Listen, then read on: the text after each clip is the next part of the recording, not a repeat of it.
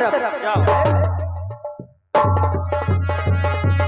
दूसरे द्वार पर इस महारथी को आगमन कर रहे हो। दूसरे द्वार पर जानना चाहते हो कौन रहेगा दुर्योधन? कि प्रथम द्वार जय रथ को दीढ़ा, प्रथम द्वार जय रथ को दीढ़ा, दूसरा द्वार स्वयं बनैहा।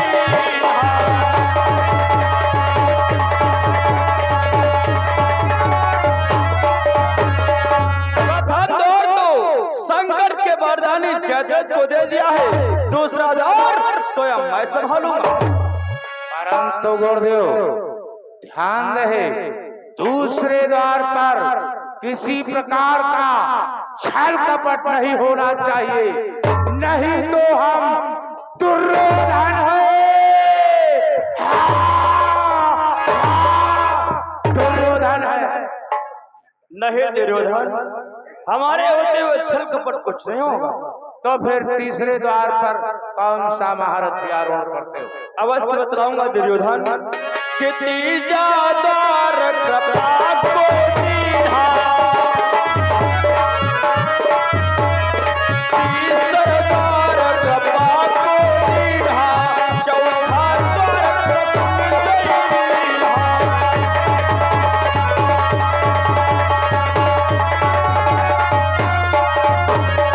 तीसरा द्वार हम कुल गुरु कृपाचार्य को दे रहे हैं, चौथे द्वार की पहरेदारी मामा सकली को करनी हो। वाह गुरुदेव वाह। गुरुदेव आप तो जानते हैं मामा एक पैर से विकलांग हैं, ये चौथा द्वार कैसे संभाल पाएंगे? अरे तो शासन मामा सगुन के साथ एक दूसरा भी महारथी रखा जाएगा। वह कौन सा रहेगा? उसका नाम है अंगराज करण। गुरुदेव इस कुरुक्षेत्र रणस्थल में हमें भी युद्ध करने का अवसर मिलेगा तो मैं भली प्रकार जिम्मेदारी से चौथे द्वार की रक्षा करूंगा। सुनो गुरुदेव कि उलट पुलट हो जाए तो हो जाए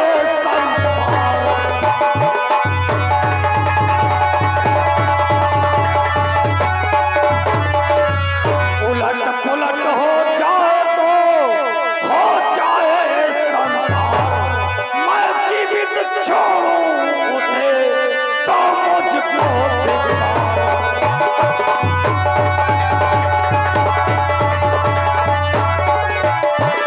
मैं जीवित छोड़ूं उसे तो मुझको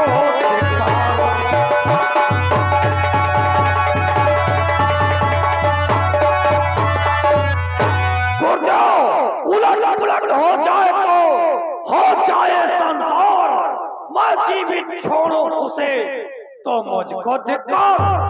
जाते जाते हमारा प्रणाम स्वीकार हो। पांचवें द्वार पर किस महारथी को आरूढ़ करोगे? सुनो दुर्योधन कि पंचम द्वार दुशासन दीढ़ा, पंचम द्वार दुशासन दीढ़ा, छठा द्वार अशोक को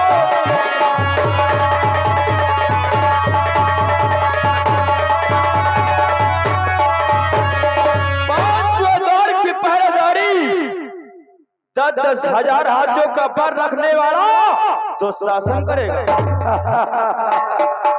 गुरुदेव अगर पांचवें द्वार की देखभाल हमें शौक है तो मैं उसको प्रथम अवश्य निभाऊंगा। कि दे दिया पांचवा द्वार गुरुवर, पहले मैं उसे निभाऊंगा।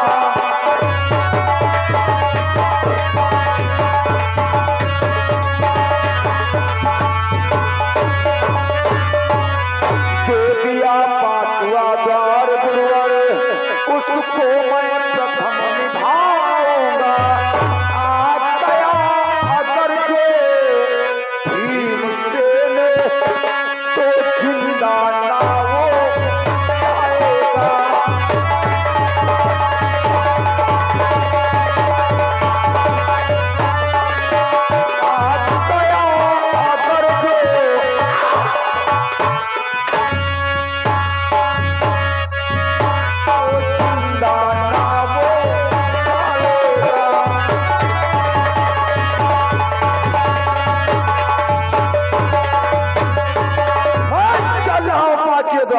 तरफ चलते चलते मेरा प्रणाम स्वीकार हो। आयुष्मान और गुरुदेव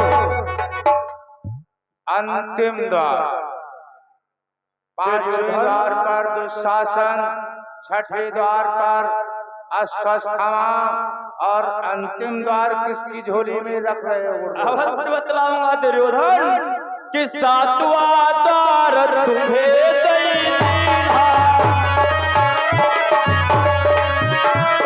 सातवां द्वार तुम्हें दैनीहा, चक्रपी हूँ ममरचना कीहा।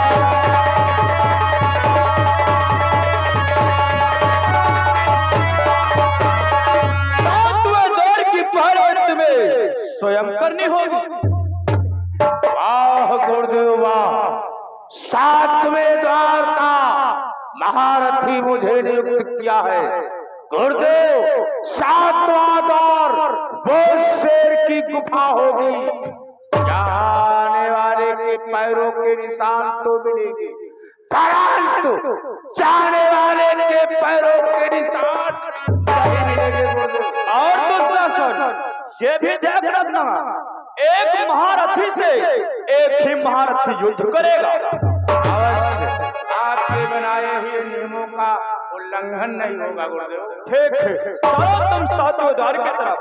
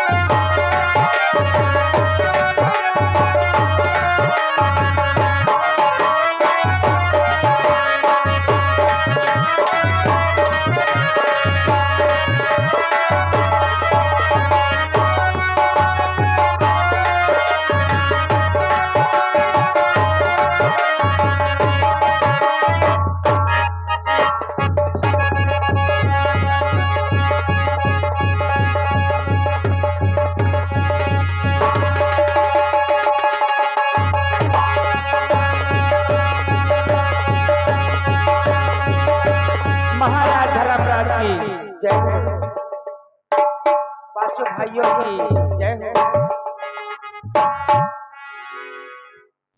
द्वारपाल महाराज, इस प्रकार से दौड़ते हुए भागते हुए आने का क्या कारण है?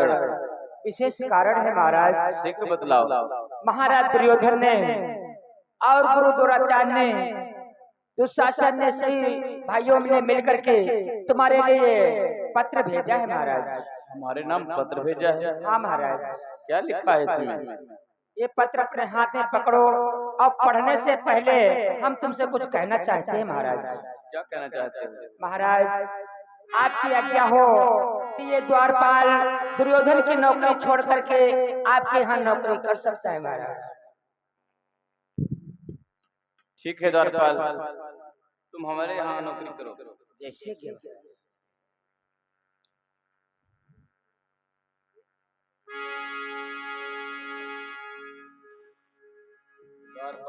महाराज, ये पांडवों की चुनौती, दुर्योधन ने हमारे नाम पत्र भेजा है। हाँ महाराज। ये क्या मैं देख रहा हूँ? बहुत कठिन चुनौती लिखी है आज। ये भैया भीम,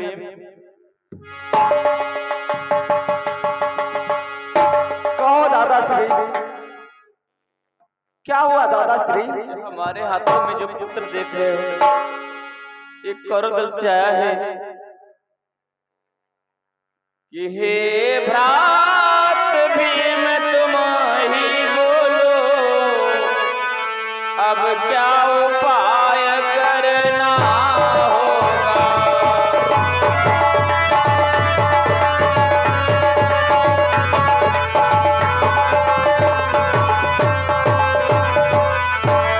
हे भ्रात भीम तुम ही बोलो, अब क्या उपाय करना होगा। फिर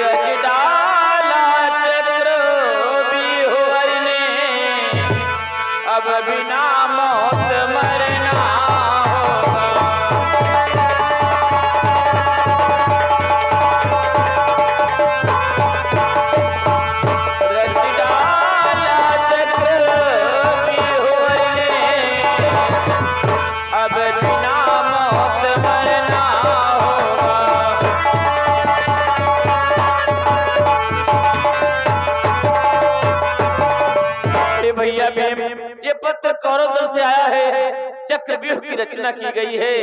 और जानते हो उसमें क्या लिखा है भैया? क्या लिखा है दादा? कि यदि चक्रव्यूह को तोड़ दिया तब तो कल्याण हमारा है, अन्यथा समझ लो ये मन में होना बनवास दूंगा।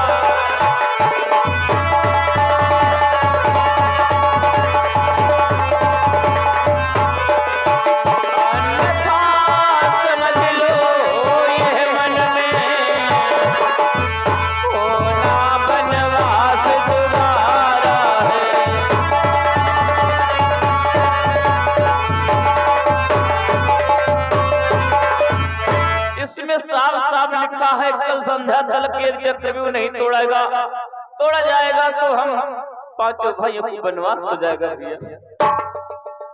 दादा श्री चक्रव्यूह की रचना गुरुवर ने की है तो यहाँ पर भैया भीम भी नहीं उपस्थित, यानी अर्जुन भी नहीं उपस्थित है दादा। तो ये भीम तो चक्रव्यूह तोड़ना जानता ही नहीं है दादा। भैया इतने निर्बल हो गए हो, आज मेरा भाई अर्जुन नहीं है तो कहते हो भीम तोड़ना नहीं जानता है। अरे अपने बल की याद करो, क्या प्रतिज्ञा किया था भैया? क्या उस बल को, उस प्रतिज्ञा को भूल गए हो भैया? नहीं दादा श्री, मैं उस प्रतिज्ञा को नहीं भूला हूँ, आज भी मुझे याद है दादा। जानते हो दादा कि जो काल प्रतिज्ञा की मैंने, मैं उसको प्रथम निभाऊंगा, मैं उसको प्रथम निभाऊंगा। और सौगंध कराती खाता हूँ लड़ते हो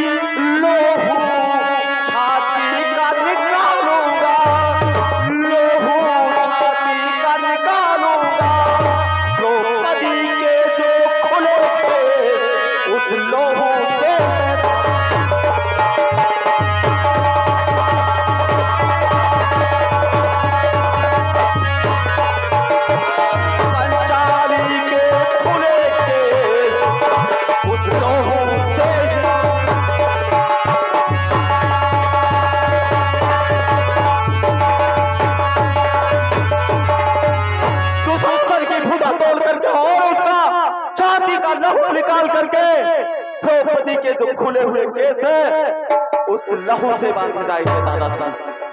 सत्य कहते हो भैया, तुम्हारी प्रतिज्ञा अटल है, समय आएगा तो अपनी प्रतिज्ञा पूर्ण करने लगा।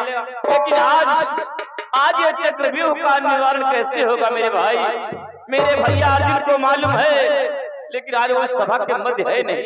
दादा श्री आओ बैठ करके अर्जुन भैया का इंतजार करते हैं। लेकिन हमारा भाई अर्जुन तो सुशर्मा का वध करने के लिए गया है कि है केवल अर्जुन ही ऐसा जो चक्रव्यूह को तोड़ सके, जो चक्रव्यूह को तोड़ सके। लोहाले पाए दुश्मन से दल दल सेना को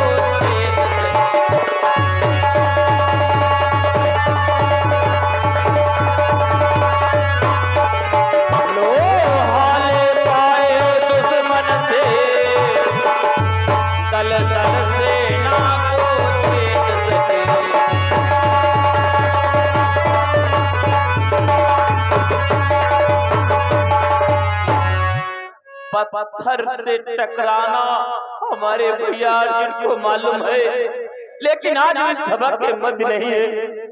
तुम शांत हो जाओ मेरे भैया, हम छोटे भाइयों से विचार लेते हैं। चलो कोई बात नहीं बेटा, रोना धोना ना करो। अब है हम विचार लगाते हैं कितना तोड़ा जाइए। अवश्य द्वारपाल। चलो बैठो।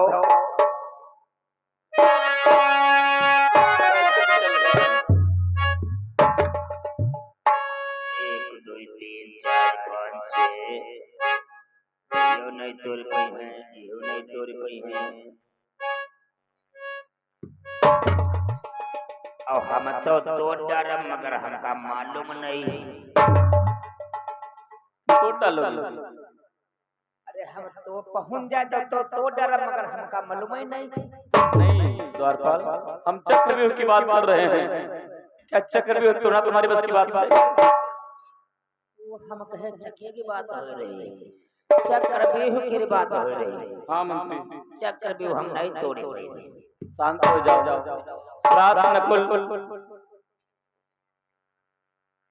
कहो दादा श्री, आप क्या कहना चाहते हो दादा श्री? ये पत्र देख रहे हो खौरदल से आया है। इस पत्र में चक्रव्यूह की रचना की गई है। क्या चक्रव्यूह तुम तोड़ सकते हो भैया? दादा श्री, हमें चक्रव्यूह तोड़ना नहीं आता है दादा श्री। तुम्हें भी नहीं मालूम? हाँ दादा श्री। शांत होकर आसन ग्रहण करो। बरात सहदेव, कहो दादा श्री, क्या कहना चाहते हो? ये पत्र कौरदल से आया है। इस पत्र में चक्रव्यूह की रचना की गई है। क्या चक्रव्यूह तुम तोड़ सकते हो? दादा श्री, चक्रव्यूह तोड़ना हमें नहीं आता है। चक्रव्यूह तो तोड़ना भ्रात अर्जुन को आता है, परंतु इस सभा के मध्य नहीं। यही तो मैं भी सोच रहा हूँ कि मेरे भैया अर्जुन को मालूम है, लेकिन आज उस सभा के मध्य नहीं है। सच है तो दादा श्री। चलो बैठकर विचार करते हैं, सलाह विस्मरण करते हैं किस प्रकार से चक्रव्यूह तोड़ा जाएगा। चलो सब कोई बैठो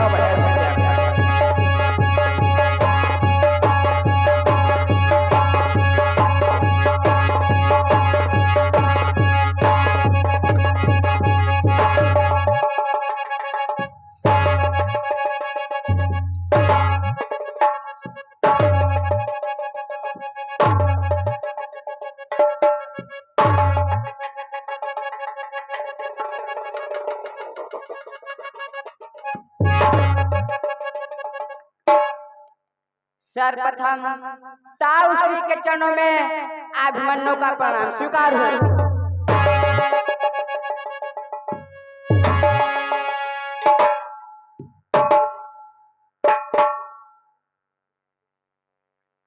दादा भीम के चरणों में अभिमन्यु का प्रणाम स्वीकार हो।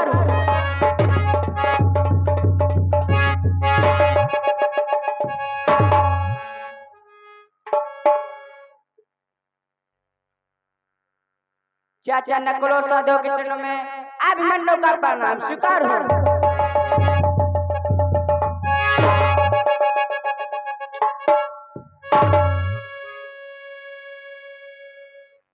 प्रिय द्वारपाल के चरणों में अभिमन्यु का प्रणाम स्वीकार हो।